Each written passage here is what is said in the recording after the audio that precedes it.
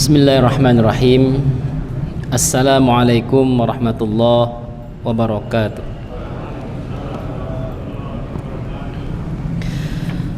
Alhamdulillahi rabbil alamin.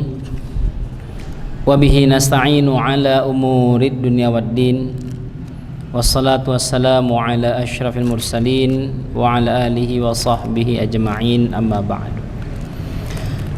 Bapak Ibu jemaah salat maghrib Masjid Al-Aman yang dirahmati Allah, mengawali kajian pada malam hari ini, mari sama-sama kita berdoa kepada Allah. Semoga Allah rahmati kita ilmu yang benar, amalan yang sahih dan diterima oleh Allah Subhanahu wa taala.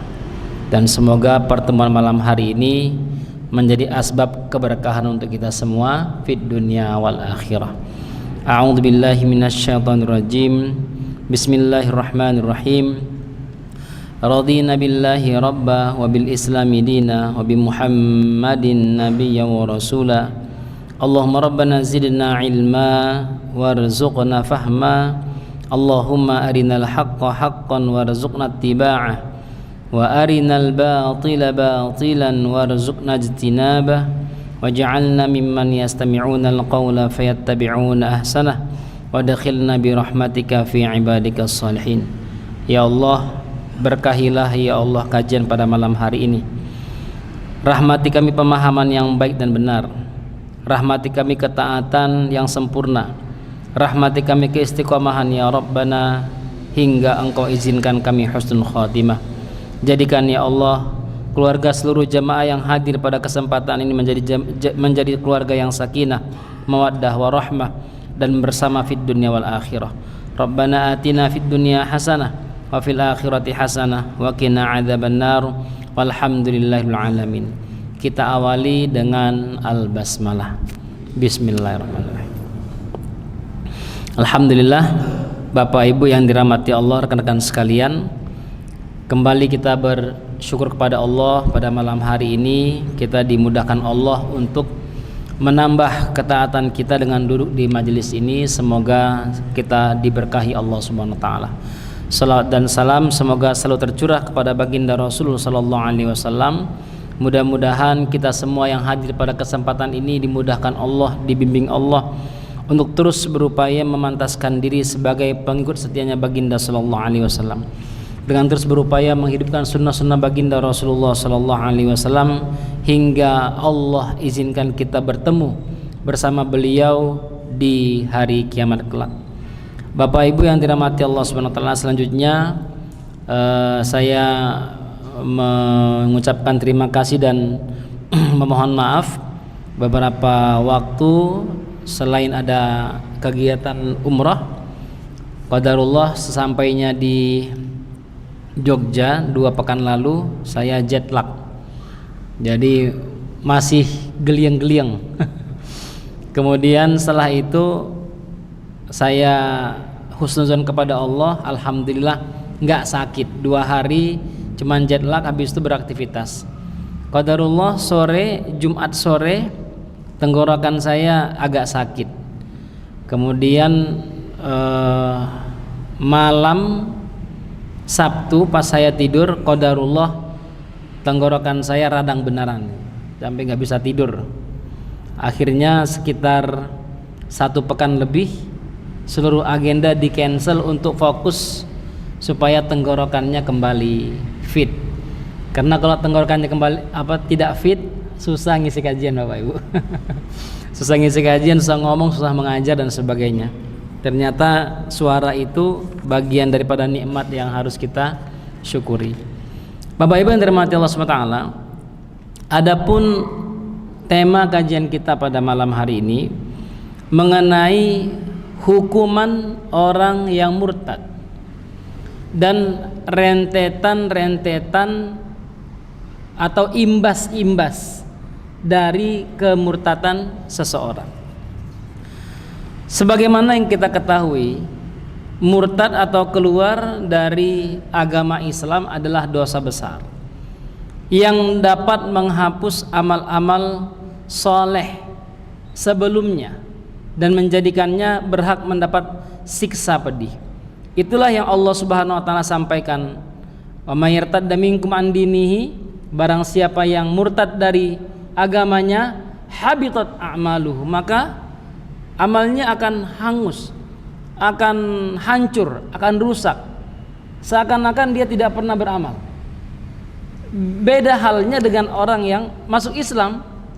Orang yang masuk Islam, dosa-dosanya yang telah lalu diampunkan oleh Allah Subhanahu wa taala. Artinya orang yang murtad lalu terus dalam kekafiran hingga mati, maka semua kebajikannya terhapus. Ia tidak mendapatkan hasilnya di dunia karena hak-hak yang didapat seorang muslim tidak ia dapatkan. Ia juga dijauhkan dari nikmat akhirat karena ia kekal di neraka. Selain siksa pedih di akhirat, Islam telah menetapkan hukuman baginya di dunia, yaitu hukuman mati. Nah, di sini yang nanti mau kita bahas Bapak Ibu. Karena selama ini pemahaman orang-orang, termasuk orang Islam juga, pokoknya kalau murtad mati, penggal kepalanya. Apakah semudah itu mengucapkannya atau semudah itu menerapkannya? Maka di sini kita akan jelaskan. Memang dalam hadis yang diriwayatkan oleh Ibnu Abbas radhiyallahu anhu, Rasulullah sallallahu alaihi wasallam bersabda, "Man baddala dinahu faqtuluhu." Barang siapa yang keluar dari agamanya, dari agama Islam, atau mengganti agamanya dari agama Islam ke agama yang lain, maka bunuhlah dia. Hadis riwayat Bukhari dan Muslim. Ibnu Mas'ud meriwayatkan bahwa Rasulullah sallallahu alaihi wasallam bersabda, "La yahillu damu mri'in muslim illa bi ihda thalathin." Tidak halal ditumpahkan darah seorang kecuali karena satu dari tiga hal. Kufrun ba'da islamin, dia murtad setelah dia Islam atau kafir setelah dia Islam. Au zinan ba'da ihsanin, orang yang melakukan perbuatan zina setelah dia muhsan. Muhsan itu menikah ya, setelah dia menikah. Dan mohon maaf Bapak Ibu, mohon maaf sekali,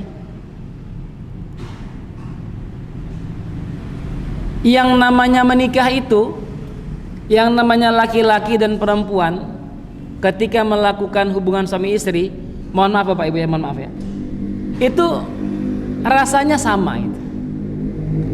Nggak pernah terjadi yang pertama itu rasa apel, besok rasa anggur, kemudian nanti yang kelima kali rasa durian, itu nggak ada itu. Dan mohon maaf ini, perempuan yang satu dengan perempuan yang lain, laki-laki punya istri satu, istri dua, istri tiga, istri empat, itu semuanya sama. Nggak ada yang istri pertama rasa apel, yang kedua rasa anggur, yang ketiga rasa stroberi, yang keempat rasa durian. Nggak ada begitu Bapak Ibu, sama. Artinya disinilah titiknya itu. Kalau seandainya rasanya sama, kenapa Anda berzina? Begitu. Kalau seandainya rasanya sama, kenapa Anda berzina? Toh sama-sama keluar, sama-sama puas, kenapa Anda berzina? Makanya penekanan larangan berzina ini sangat keras sekali dalam Islam.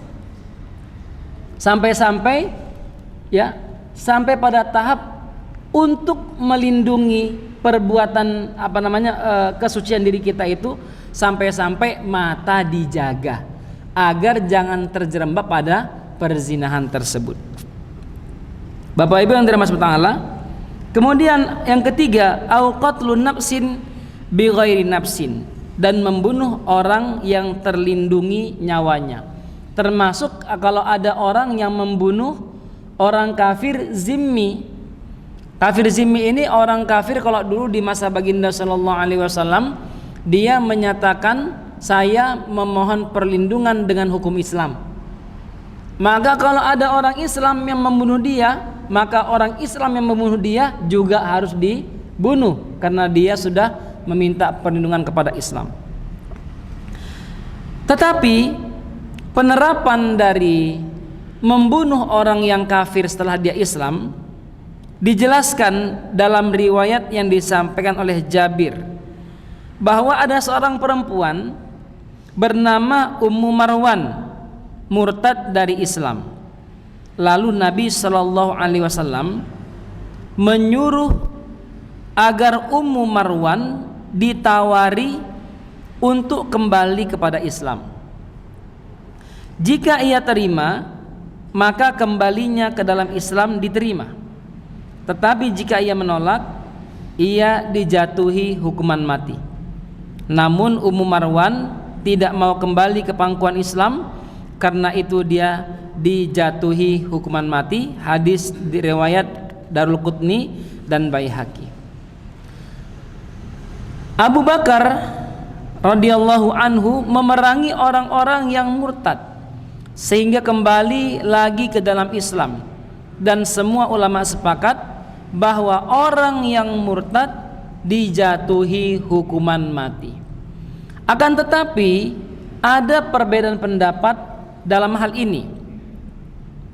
Jika yang murtad adalah seorang wanita, Abu Hanifah berpendapat seorang perempuan yang murtad tidak dijatuhi hukuman mati, tetapi dihukum penjara. Setiap hari ia dianjurkan bertobat dan kembali kepada Islam sampai ia mau bertobat, atau sampai mati di penjara, karena Nabi SAW melarang membunuh kaum wanita. Ini pendapat Abu Hanifah. Tetapi jumhur ulama berpendapat laki-laki dan perempuan sama saja dalam hukum murtad ini. Jika murtad harus dijatuhi hukuman mati karena dampak negatifnya sama. Selain itu sudah dijelaskan dalam hadis Mu'az yang dihasankan oleh Ibnu Hajar bahwa Nabi SAW pernah berpesan kepadanya ketika ia diutus ke Yaman. Rasulullah bersabda, ayyuma rajulin irtadda 'anil Islam fad'uhu fa in taba faqbal minhu wa in lam yatub fatrib unuqahu. Laki-laki manapun yang murtad dari agama Islam, maka ajaklah dia kembali kepada Islam. Artinya sebelum dijatuhi hukuman, maka rayu dulu dia untuk masuk Islam. Mungkin bisa jadi ada orang-orang yang masuk Islam ini didasari pengetahuan yang kurang. Dia belum tentu paham dengan Islam. Dia cuma tahu Islam itu pas mau menikah, gitu Pak ya. Dia tahu Islam pas mau menikah, atau taunya Islam itu hanya pas Ramadan, sehingga keislamannya nggak kuat dia. Fad'uhu, maka rayu dia dulu, ajak dia dulu, terangkan dulu dia kepadanya tentang Islam. Ya, maka bahasa-bahasa bunuh ini dibelakangkan dulu. Faqbal minhu fa in taba faqbal minhu. Kalau dia bertobat, maka terima tobatnya. Artinya Islam membuka pelukan untuk dia. Wa illam yatub, kalau enggak bertaubat, fatrib unuqahu, maka penggallah lehernya. Wa ayyuma imra'atin irtaddat 'anil Islam, dan wanita manapun yang murtad dari Islam, fad'uha, maka rayulah dia kembali kepada Islam. Fa in tabat, kalau dia bertobat, faqbal minha, maka terimalah tobatnya tersebut. Wa in abat, jika dia abaikan, fatrib unuquha, maka penggalah lehernya. Ini dalil tekstual yang menjadi penengah perbedaan pendapat yang tadi kita dengar. Baihaqi dan Darul Qutni meriwayatkan bahwa Abu Bakar pernah meminta seorang perempuan bernama Ummu Qurfah yang murtad. Abu Bakar minta darinya untuk bertobat dan kembali ke dalam Islam. Ummu Qurfah menolak, maka ia pun dijatuhi hukuman mati. Adapun hadis yang menjelaskan larangan membunuh wanita, sesungguhnya larangan itu berlaku hanya pada arena peperangan saja. Ya. Dalam perang, wanita tidak boleh dibunuh karena wanita itu lemah dan tidak ikut serta dalam peperangan, kecuali wanita yang ikut dalam mengatur strategi peperangan atau memang dia ikut dan dipersenjatai dengan senjata-senjata tertentu. Karena hari ini misalnya kita lihat Israel itu banyak perempuan yang ikut itu. Banyak perempuan yang ikut. Nah, dalam hal ini mereka beda perlakuannya. Tapi bagi perempuan-perempuan yang datang peperangan hanya untuk masak, merawat orang yang sakit, maka ini tidak boleh dibunuh dalam Islam. Karena itu yang menjadi sebab larangan membunuh wanita adalah ketika Nabi melihat seorang wanita terbunuh dalam peperangan, maka beliau bersabda, "Makanat hadhihi lituqatilah." Wanita ini tidak selayaknya berperang. Lalu Nabi melarang membunuh kaum wanita. Bapak Ibu yang dirahmati Allah Subhanahu wa taala, kenapa orang yang murtad itu harus dihukum mati? Dan begitu. Kenapa mereka yang murtad harus dihukum mati?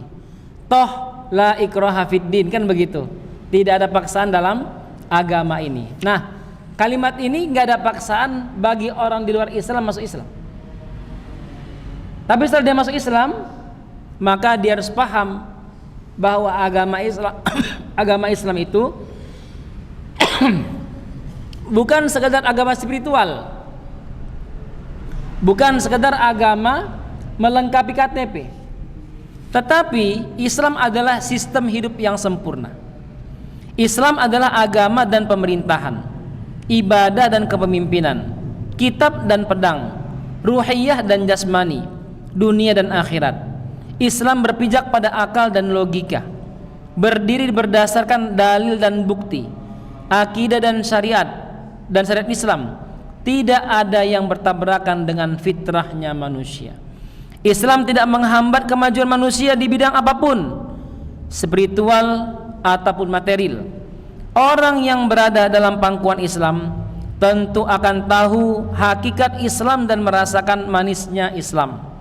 Karena itu, jika ia keluar dari Islam, berarti ia keluar dari kebenaran dan logika, mengingkari bukti dan dalil yang benar, menyimpang dari akal sehat dan fitrah yang lurus, dan saat itu berarti ia telah turun ke tingkat terendah yang tak ada gunanya lagi hidup, karena hidupnya tidak memiliki tujuan mulia.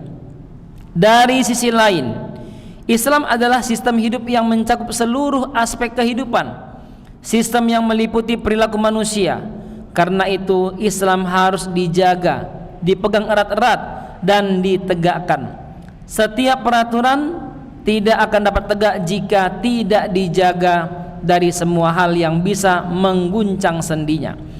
Dan penjagaan terkuat adalah dengan melarang orang yang berada di dalamnya keluar dari wilayah itu, karena keluar dari wilayah itu dapat menjatuhkan dan menghancurkan sistem tersebut. Keluar dari Islam sama artinya dengan pemberontakan terhadap Islam, dan balasan yang pantas bagi pemberontak adalah hukuman mati. Satu hukuman yang juga disepakati oleh hukum buatan manusia. Siapa saja yang memberontak terhadap pemerintahan yang sah, maka hukumannya adalah hukuman mati. Semua orang, baik tinggal di negara komunis maupun kapitalis, jika ia menentang undang-undang negaranya, tentu dituduh sebagai pengkhianat negara, dan hukumannya adalah hukuman mati. Jadi hukuman mati yang ditetapkan Islam untuk orang murtad adalah hukuman yang rasional, sekaligus selaras dengan hukuman yang diberlakukan oleh hukum mana saja. Ini jika kita berbicara pemerintahan Islam, Bapak Ibu. Ya, kalau di sini jangan sampai misalnya Masjid Al-Aman, ya, ketahuan ada yang murtad, lalu Pak Tamir bilang, ayo ini dia sudah keluar dari agama, kita penggal lehernya. Ya, jangan. Ya, karena kita berbicara hukum Islam di negara Islam, pemerintahan Islam. Kalau yang seperti ini yang mengandung atau menjunjung undang-undang yang tertentu, maka tidak bisa diterapkan sesuka hati kita, walaupun itu hukum Islam. Bapak Ibu yang dirahmati Allah Subhanahu wa taala, apakah semua orang yang murtad itu harus dibunuh? Ya. Orang yang murtad tidak harus dibunuh, tetapi dia diminta untuk bertobat terlebih dahulu. Orang yang murtad seringkali disebabkan oleh keraguan yang mengganggu keimanannya. Karena itu ia harus diberi kesempatan untuk menghilangkan keraguan itu. Ya, saya teringat dulu guru kami ketika kami belajar tentang ilmu orientalis. Ya, orientalis. Kalau bahasanya al-mustasyrikun, al-istisyraq. Orientalis ini orang barat belajar Islam sampai menguasai Islam, targetnya menghancurkan Islam. Itu ada, Pak. Saya teringat di antara orang itu disebut dengan Snoek Horgrons. Kenal ya, Pak ya? Kenal nggak? Snoek Horgrons itu orang Belanda, belajar di Mekah dia. Dia orang kafir masuk Mekah dia. Ngaku orang Islam dia. Belajar dengan Syekh, namanya dirubah menjadi Abdul Rahim. Datang ke Indonesia, jadi Syekh besar, Pak. Pakai sorban dia, pakai jubah, Syekh besar. Ternyata penjajah, Bapak Ibu. Naasnya sama Uin Sunan Kalijaga dijadikan wali. Wali dalam akademik, Pak. Terkenal itu. Tapi kita mengambil keilmuan bidang akademik saja. Tapi sejarahnya begitu. Snoek Horgrons itu begitu. Dialah yang berhasil, orang Belanda yang berhasil masuk ke Banda Aceh dan mulai menghembuskan keraguan-raguan tentang Islam di sana. Itu orang orientalis, Pak. Jangan tanya bahasa Arabnya, jangan tanya tentang hadis, tentang Al-Quran. Paham dia, melebihi orang Islam sendiri. Tapi apa yang terjadi? Dia belajar untuk membuat keraguan dalam tubuh manusia. Nah, ada orang Islam yang dia masuk Islam tidak karena niat yang kuat, tidak karena suatu optimis tertentu untuk memahami Islam. Bisa jadi karena teman, karena pernikahan, karena nggak enakan sama tetangga saya Islam semua, kalau saya nggak Islam, karena nggak enak. Bisa jadi dalam perjalanan hatinya tergoncang. Kenapa? Karena dia melihat fenomena, kok orang Islam seperti ini, kok orang Islam begini. Al-Qur'annya memerintahkan tepat waktu, kok molor waktunya. Misalnya agamanya ngajarkan kebersihan, kok kotor. Jadi timbul keraguan. Akhirnya dia keluar dari agama Islam, walau sebenarnya itu nggak harus seperti itu juga. Berapa banyak orang santri-santri yang belajar Islam setelah itu murtad, itu Ibrahim itu, ya, yang kerjaan tiap hari menjelek-jelekkan Islam itu. Terserah dia saja. Tapi yang kita target adalah bisa jadi ada orang yang murtad karena ilmunya belum mumpuni, sehingga ketika kita ajak dia ngobrol, ajak dia diskusi dan sebagainya, hatinya kembali lagi pada Islam. Dia mau bertobat. Kita berikan bukti dan argumentasi yang bisa mengembalikan keimanan dan keyakinan serta menghilangkan keraguan dari dirinya. Karena itu harus diberi kesempatan untuk bertobat meskipun sudah berulang kali ia murtad. Ia diberi waktu untuk berpikir. Jika ia sadar dan kembali ke pangkuan Islam dan mengucapkan syahadat serta melepaskan agamanya yang lama selain Islam, maka tobatnya diterima. Jika tidak mau bertobat, maka dijatuhi hukuman mati. Kalau Bapak Ibu, saya ingat Masjid Al-Aman punya desa binaan di Kulon Progo itu. Itu kami pernah dakwah di sana tahun 2014-15 kami berdakwah. Waktu itu saya ingat sekali Ramadan, Bapak itu. Kami dengan salah satu lembaga dakwah di Yogyakarta ke sana. Setelah kami ngisi kajian, datang seorang ibu-ibu sama saya, berterima kasih. Pak Ustadz, matur nuwun Pak Ustadz, alhamdulillah saya baru Islam kembali Pak Ustadz. Saya kan kaget. Gimana maksudnya Bu? Iya, ini saya udah 3 kali masuk Islam Pak Ustadz gitu. Oh iya, barakallahu fiik lah saya bilang. Tapi suami saya belum Pak Ustadz, masih didekatin sama pendeta katanya di Kulon Progo Bapak Ibu. Nah makanya kalau ada agenda dakwah di sana mohon disupport dengan baik Bapak Ibu, karena bil khusus daerah Kalibawang itu ya, daerah Kalibawang itu yang rentan, karena bahkan di sana ada perangkat pendidikan yang kalau kami pahami dalam ilmu kristenisasi itu perangkat, kalau itu ada gereja, pendidikan, asrama, rumah sakit, maka itu adalah wilayah kristenisasi. Plus ada patung Bunda Maria di sana. Itu mohon dibantu teman-teman Masjid Al-Aman supaya dakwanya kokoh di sana. Sejumlah ulama memberi batasan masa berpikir untuk tobat, yakni selama 3 hari.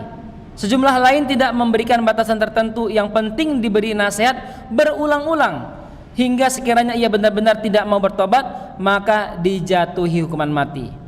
Sebagian ulama mengatakan ya ada yang ngasih 3 hari, ada yang lebih dari itu, bahkan ada yang terus dinasihati walaupun sampai dia meninggal.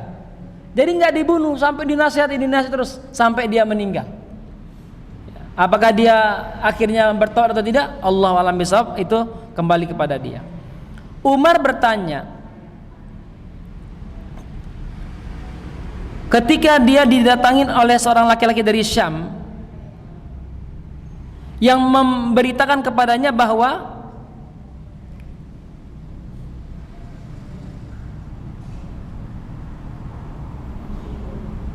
ada seorang laki-laki keluar dari Islam. Umar bertanya, apa yang kamu lakukan terhadapnya? Orang itu menjawab, kami dekati dia lalu kami penggal lehernya. Gitu Pak ya. Mungkin kalau kita visualisasikan, mungkin baiknya orang di Indonesia digituin Pak, mungkin ya. Tapi apa kata Umar? Ini kita berbicara dalam pemerintahan Islam ya, bukan pemerintahan yang demokrasi, tapi pemerintahan Islam. Apa kata Umar? Andai saja kalian penjarakan dia di sebuah rumah selama 3 hari, kalian beri makan sepotong roti setiap hari, dan kalian minta bertobat, barangkali dia mau bertobat. Lalu Umar bilang, ya Allah, aku tidak hadir dalam kasus ini, aku tidak memerintahkan dan aku tidak setuju saat mendengarnya.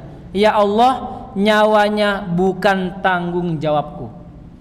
Ini Umar pemimpin Islam yang tidak setuju dengan perbuatan itu. Artinya proses orang yang murtad itu harus ada sampai dia dihukum atau dijatuhin hukuman. Tidak boleh asal, penting tegakkan syariat Islam. Jangan sampai begitu. Ada tata caranya. Jangan sampai kita sembrono dalam melakukannya. Bapak Ibu yang dirahmati Allah,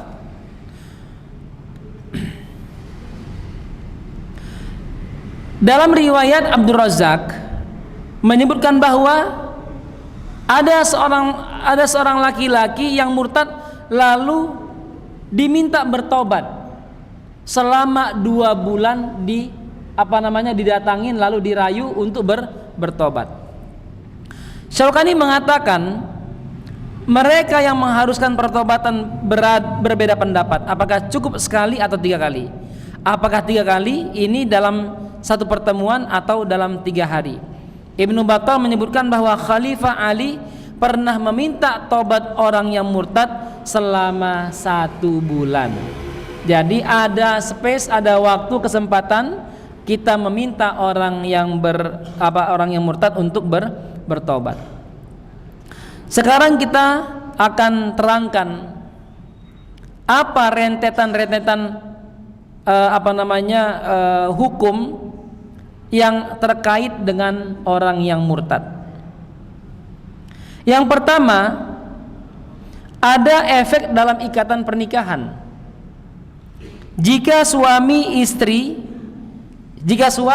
atau istri murtad maka ikatan pernikahan menjadi putus. Karena murtadnya salah satu dari mereka merupakan pemutusan ikatan pernikahan, dan ini disebut fasakh. Pernikahannya rusak atau putus. Jadi nggak perlu talak. Ya, nggak perlu ada iddah talak, nggak perlu. Rusak pernikahannya sesaat itu juga. Jika yang murtad tadi bertobat dan kembali ke pangkuan Islam dan menginginkan bersatu lagi, maka dibutuhkan akad nikah yang baru dan mahar yang baru kembali. Saat murtad, ia juga tidak boleh menikahi wanita dari agama barunya, karena saat itu ia divonis hukuman mati kalau kita berbicara hukum Islam. Baik Bapak Ibu, sebelum saya lanjutkan mungkin ada yang mau ditanyakan? Dipersilahkan. Pertanyaannya boleh berkaitan dengan ini. Kemarin saya dapat SMS dari beberapa jamaah, Ustadz boleh nggak nanya yang lain pas kajian? Beliau ada di masjid Alaman ini. Saya bilang tema kita tentang hudud, tetapi boleh nanya tentang ibadah.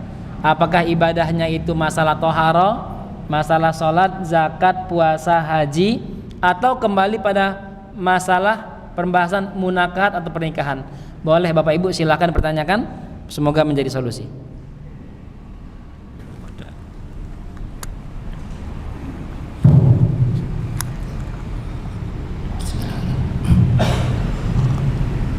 Assalamualaikum warahmatullahi wabarakatuh. Waalaikumsalam.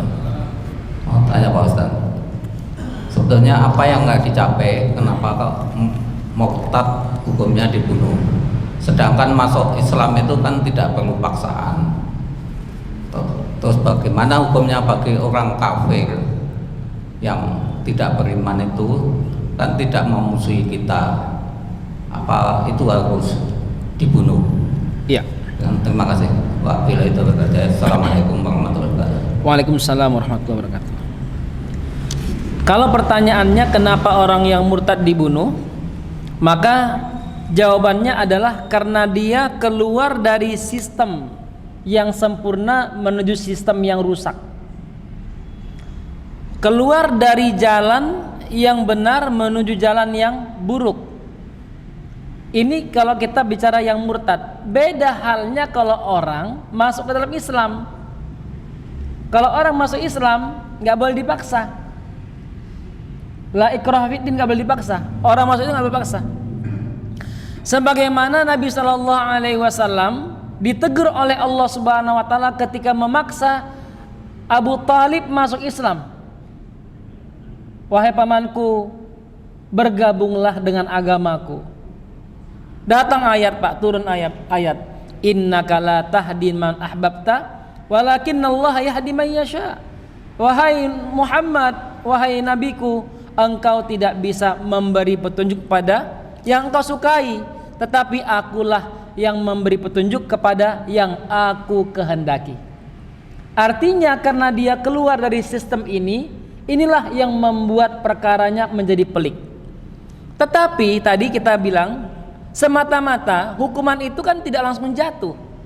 Ada masa-masa kita kasih orang tersebut kesempatan untuk berpikir, bukan hanya ngajak taubat loh ya, tapi kesempatan berpikir, dijelaskan kepada dia, kemudian diambil hatinya lagi supaya masuk dalam Islam. Kalau tidak mau, maka diputuskan hukum yang sesuai dengan syariatnya. Hal ini yang murtad dengan yang mu'allaf itu beda ceritanya. Ada orang yang mau masuk ke sistem yang baru, ke sistem yang sempurna dari sistem yang buruk. Nah, ini beda pembahasannya. Ini yang pertama. Yang kedua, mengenai kafir zimmi. Itu sudah Allah sampaikan. Kenapa kita tidak boleh atau Islam melindungi darah-darah mereka yang kafir zimmi? Saya kembali pada surah Al-Hasyr. Surah Al-Mumtahanah. Surah Al-Mumtahanah ayat ke 9, 8 dan 9. Di sana Allah berfirman bahwa Allah Subhanahu wa taala tidak melarang kalian,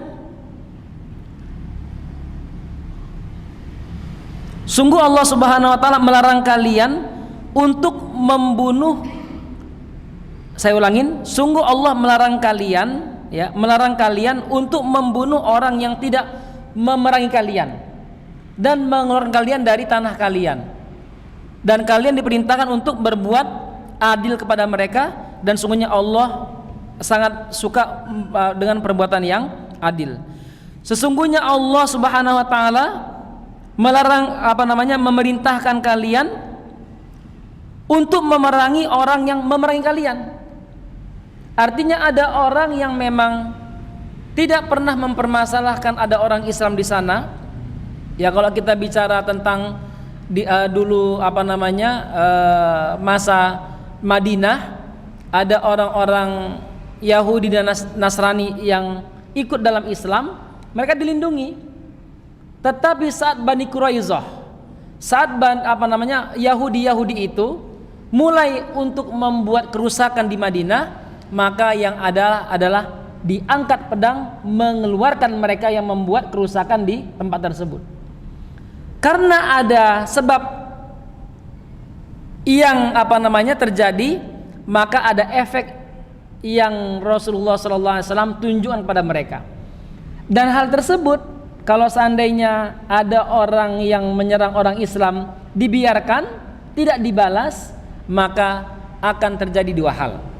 Yang pertama, akan mengundang prasangka orang-orang di luar Islam bahwa orang Islam ini ternyata lemah, nggak bisa membalas. Yang kedua, maka kita akan mendapat laknat Allah Subhanahu wa taala. Kenapa? Ada orang Islam disakitin, dibunuh, kita diam, nggak kita ngapa-ngapain, maka kita kena laknat Allah Subhanahu wa taala. Nah, kalau kita berbicara tentang kafir yang tadi, begitu ya Pak ya. Yang lain silakan. Ya.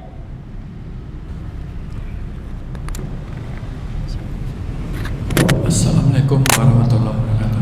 Pak Ustadz, saya mau nanya kaitannya tadi dengan murtad dengan waris ya. Jadi kalau misalnya pewarisnya non muslim, dia ada beberapa anak, ada anaknya yang muslim gitu. Kalau menurut hukum Islam, apakah boleh itu yang muslim itu menerima waris dari ayahnya yang non muslim itu? Baik. Terus yang kedua, mungkin agak itu kaitannya dengan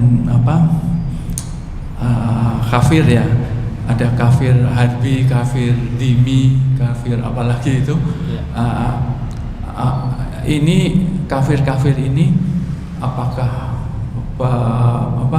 merupakan hukum fikih itu, ataukah dia hanya produk sejarah saja?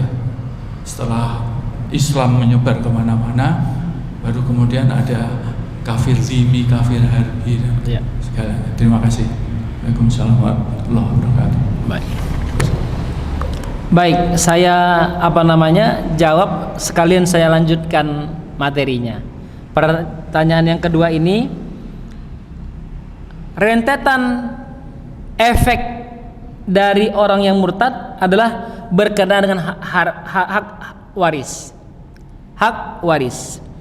Orang murtad tidak berhak mewarisi harta peninggalan kerabat-kerabat muslimnya, karena orang murtad itu tidak beragama. Jadi tidak berhak mewarisi harta peninggalan kerabat-kerabat muslimnya. Jika ia mati atau dibunuh dalam keadaan kafir, maka harta peninggalannya diambil alih oleh pewarisnya yang beragama Islam. Karena sejak murtad ia telah dihukumi sebagai mayit atau mati.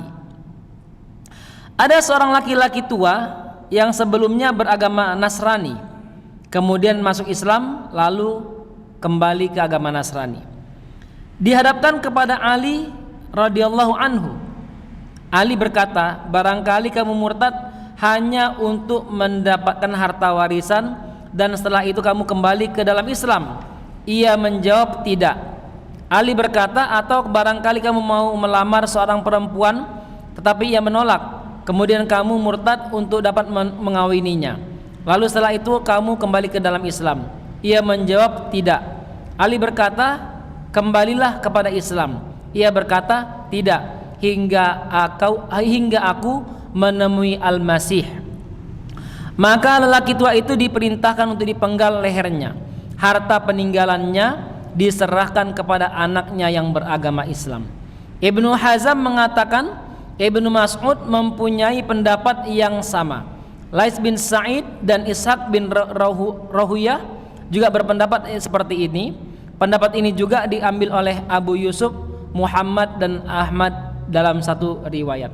Artinya kalau kita kembali bahwa kalau yang murtad itu adalah suami atau istri, maka terputus hak waris. Dia tidak boleh mewarisi anaknya. Misalnya anaknya meninggal, maka dia tidak punya hak waris dari anaknya. Tetapi kalau dia meninggal, yang murtad ini, maka anak-anaknya yang Islam boleh mengambil hartanya, karena hartanya itu bisa dimanfaatkan untuk kehidupan yang lebih baik. Tetapi kalau seandainya akhirnya dia dibunuh, maka pemerintah saat itu harus menyerahkan harta orang tuanya yang sudah murtad ini kepada anak-anaknya yang muslim. Itu ya Pak ya, yang pertama. Yang kedua mengenai istilah-istilah kafir-kafir ini. Kalau kita merujuk pada sirah, secara spesifik tidak disebutkan. Memang di zaman dulu ada namanya kafir zimmi, ada kafir harbi. Karena ayat dalam surah Al-Mumtahanah tadi, ayat ke-8 dan 9, di sini Allah Subhanahu wa taala tidak menyatakan mereka itu kafir harbi atau kafir zimmi. Tapi ada kafir yang memang ekstrim sehingga memerangi orang-orang Islam. Nah, bahasa memerangi ini disebut harbi. Ya, harbi, kafir harbi. Adapun orang-orang Islam yang saling melindungi, maka mereka disebut dengan zimmi, karena zimmi itu artinya yang meminta perlindungan. Nah, istilah-istilah ini baru ada setelah di zaman tabi'in atau setelah mereka, seperti di masa Imam Malik atau Imam Syafi'i baru ada istilah tersebut. Tapi sebelumnya tidak ada. Kita dengarkan azan terlebih dahulu Bapak Ibu.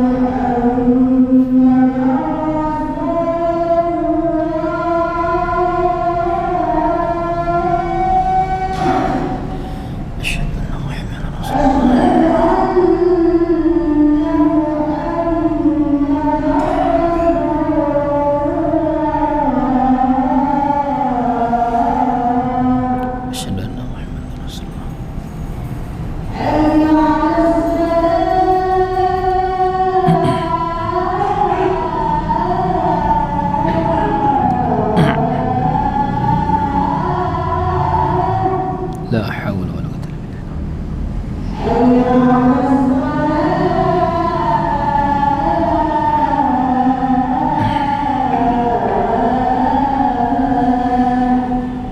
La haula wala quwwata illa billah.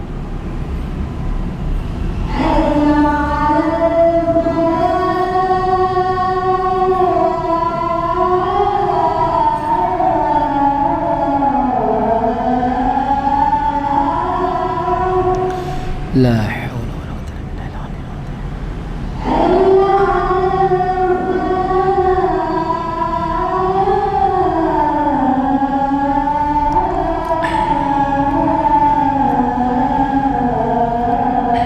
La haula wala quwwata.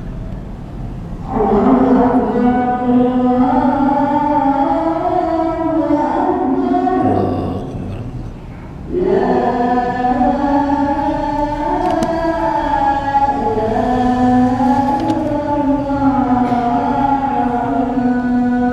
La ilaha illallah Muhammadur Rasulullah sallallahu alaihi wasallam.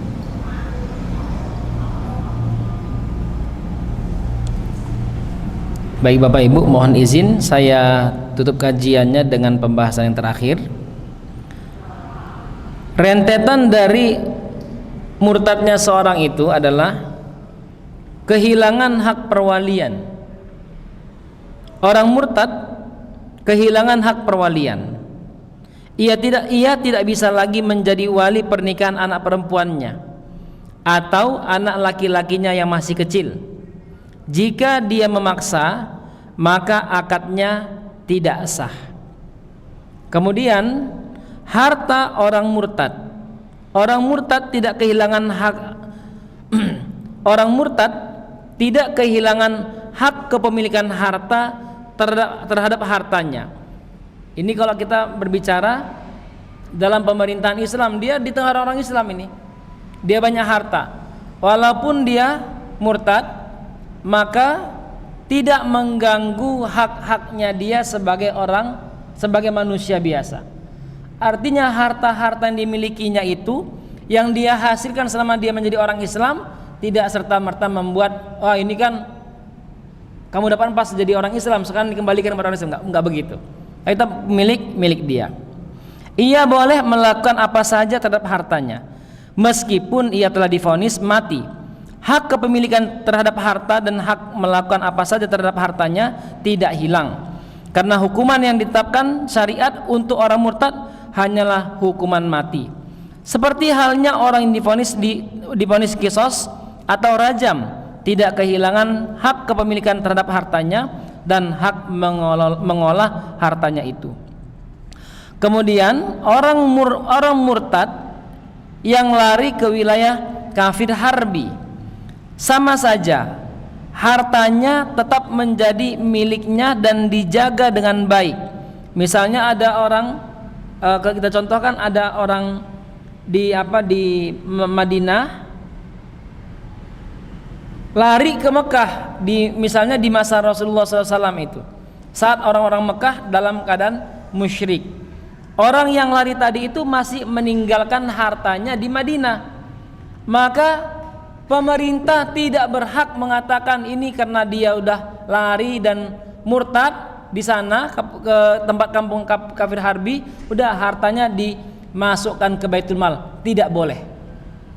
Pemerintah dan orang-orang sekitar tetap harus wajib menjaga hartanya itu walaupun dia mungkin sudah menyakiti sebagian hati kaum muslimin.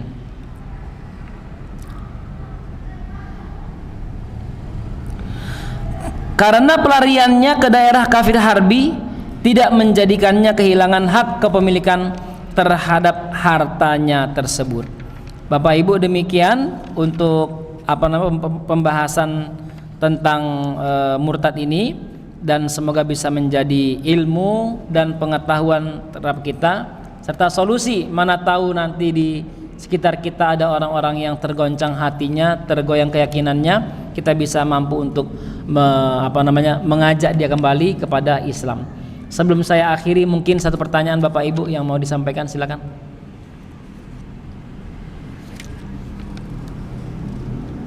Baik, cukup Bapak Ibu.